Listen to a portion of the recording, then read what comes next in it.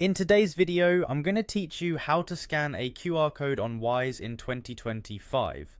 As technology continues to evolve, so do the conveniences we experience in our everyday financial transactions.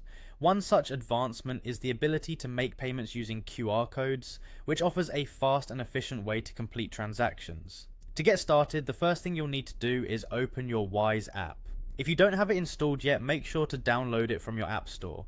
Once the app is up and running, you'll find yourself on the home screen. Now take a look at the menu options usually located at the bottom part of your screen. Among these options, you should see one labelled Cards. Go ahead and tap on it.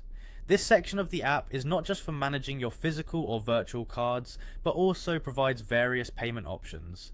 Next, scroll through until you find the option labelled Pay with QR Code. This is your gateway to quick and easy transactions without the need to manually type in amounts or recipient details. Tap on this option to proceed to the next step.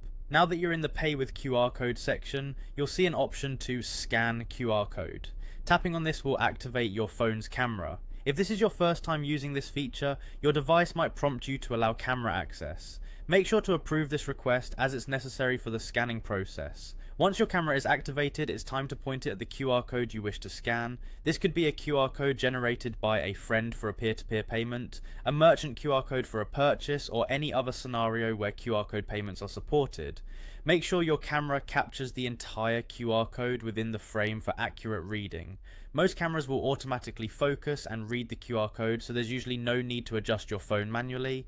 After your camera reads the QR code, the app will interpret the information and display transaction details or a prompt to confirm payment.